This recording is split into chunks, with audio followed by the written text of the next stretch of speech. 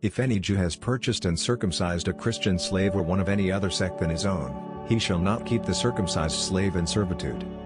But the man who has suffered this outrage shall be granted the rights of liberty.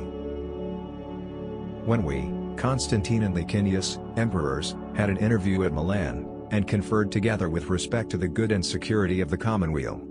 it seemed to us that, amongst those things that are profitable to mankind in general, the reverence paid to the divinity merited our first and chief attention.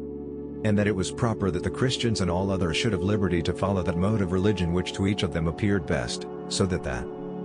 God, who is seated in heaven, might be benign and propitious to us, and to every one under our government. In this sign thou shalt conquer. This God I invoke with bended knees. O holy faith, who givest us in our Saviour's words and precepts a model, as it were, of what our life should be, how hardly wouldst thou thyself resist the sins of men, were it not that thou refusest to subserve the purposes of gain. In my own judgment, he whose first object is the maintenance of peace, seems to be superior to victory herself. How pleasing to the wise and intelligent portion of mankind is the concord which exists among you.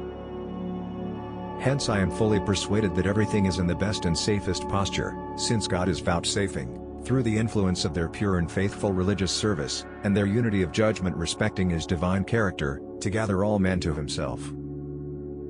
For he who is Lord of all cannot endure that those blessings which, in his own loving kindness and consideration of the wants of men he has revealed for the rise of all, should be perverted to serve the lusts of any. His only demand from man is purity of mind and an undefiled spirit, and by this standard he weighs the actions of virtue and godliness.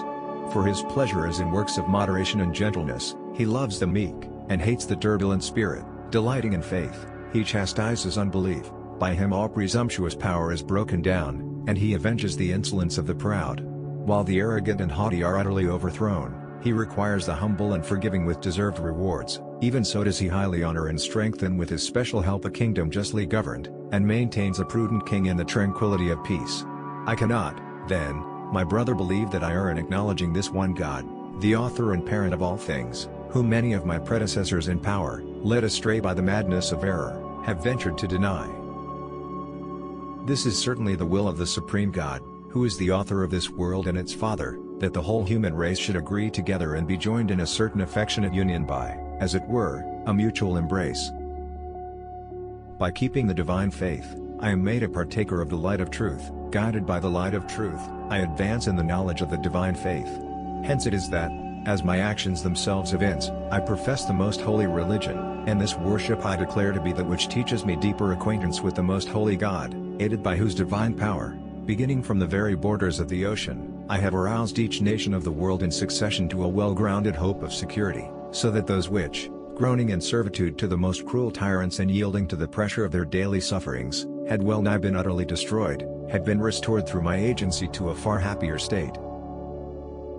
Some time ago a most salutary sanction of our Constitution was promulgated, which we now make doubly noteworthy by the repetition of our law. If any Jew has acquired a Christian slave or one belonging to some other religious community, and has not shrunk from circumcising him, let the circumcised person, according to this decree, attain his freedom and enjoy its privileges. It is not right that a Jew who has circumcised a slave of this kind should keep him in slavery. If a Jew has bought and circumcised a Christian slave or one belonging to any other religious community, he may under no circumstances keep the circumcised person in slavery. Rather, whoever suffers such a thing shall obtain the privilege of freedom.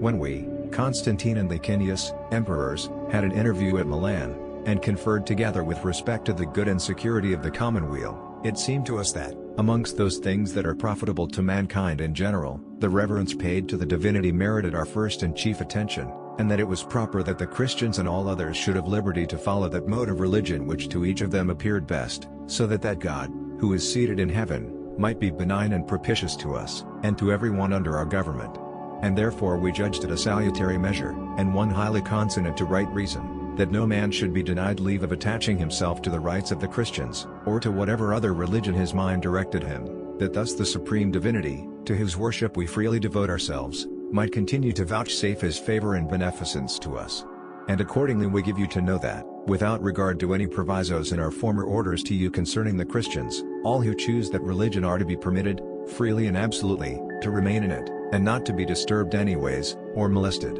And we thought fit to be thus special in the things committed to your charge, that you might understand that the indulgence which we have granted in matters of religion to the Christians is ample and unconditional, and perceive at the same time that the open and free exercise of their respective religions is granted to all others, as well as to the Christians. For it befits the well-ordered state and the tranquility of our times that each individual be allowed, according to his own choice, to worship the divinity, and we mean not to derogate aught from the honor due to any religion or its votaries.